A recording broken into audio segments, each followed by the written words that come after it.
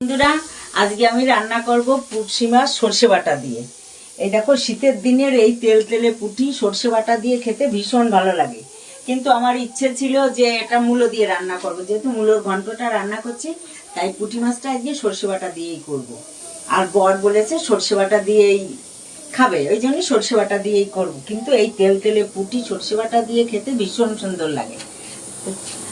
এই কড়াইতে এই দেখো, গ্যাসে কড়াই বসিয়ে দিয়েছি। এই যে ভিতরে তেল দিয়ে দিলাম। প্রথমে সর্ষের তেল দিয়ে করব, যেহেতু সর্ষের তেল দিয়ে যে কোনো সর্ষে বাটার রান্না সর্ষের তেল দিয়ে করলেই বেশি ভালো লাগে খেতে।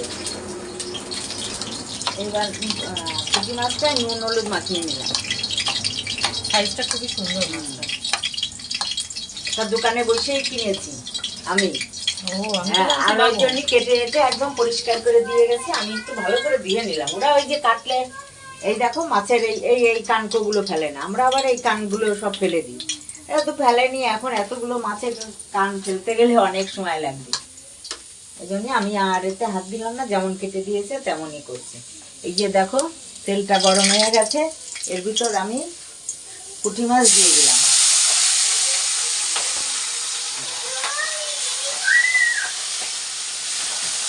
সর্ষের তেল দিয়ে রান্না করতে গেলে বাবা কি ঝাঁজ, এখানে তাকানো যাচ্ছে না, চোখ একদম জ্বলে যাচ্ছে।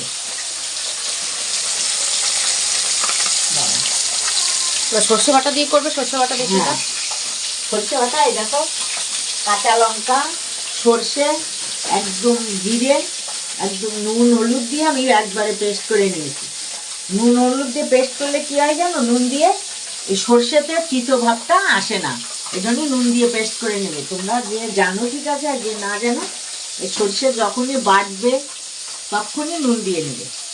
আর ওই যে কাঁচা লঙ্কা, আর এই কাঁচা লঙ্কাগুলো আমি পুঁটি মাছ যখন রান্না করবো ওই সর্ষে বাটার উপরে কয়েকটা কাঁচা লঙ্কা দিয়ে দেবো, তাহলে এই কাঁচা লঙ্কার ফ্লেভারটা খুব সুন্দর আসে।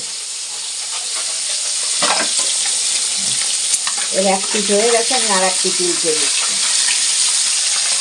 পুঁটি মাছ বেশি ভাজতে লাগে না, সর্ষে বাটাতে রান্না করলে তো পুঁটি মাছ বেশি ভাজতে হয় এটা না ভেজেও অনেকে পুঁটি মাছ না ভেজেও করে, কিন্তু আমি এপিট ওপিট করে একটু ভেজে নেব।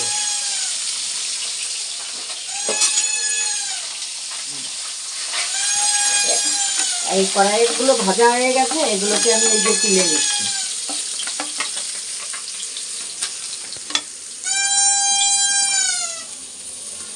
এইভাবে আমি সব পুঁটি মাছগুলোকে ভেজে নেব।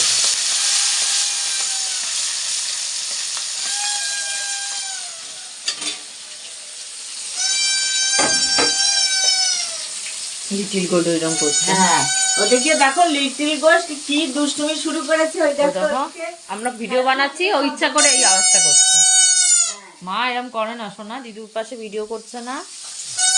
তো এবার আর কতক্ষণ লাগবে করতে? এই মাছগুলো সব ভেজে নেব, ভেজে নিয়ে তারপর সর্ষে বাটাটা দেবো দিয়ে আর কতক্ষণ রাখতে হবে? কতক্ষণ, 5 মিনিটে রান্না হয়ে যাবে। 5 মিনিট রান্না, মানে ইলিশ মাছের মতনই। ইলিশ মাছের মতোই পুঁটি মাছ ভাজা হয়ে গেলে আর সর্ষে বাটা দিয়ে একদমই বেশি সময় লাগে না। মা না ভেজে যদি করতো তাহলে আর 20 মিনিটের মধ্যে তাড়াতাড়ি পুঁটি মাছ রান্না হয়ে যেত। তোমরা বন্ধুরা সবাই আমায় কমেন্ট করো, ফলো করো। মেন আমায় একটু ফলো করো, ফলো করলে আমি তোমাদের এই রকম রান্না দেখাতে পারবো এবং অনেক দূর এগিয়ে যেতে পারবো। আর না হলে এই রান্নাগুলো আমি তোমাদের দেখাতেও পারবো না। তোমরা যদি ফলো না করো তাহলে আমার এখানে হয়ে যাবে, দেখতেও পাবে না রান্নাগুলো, দেখতেও পাবে না এই রান্নাগুলো। পেজটাকে অবশ্যই ফলো করো।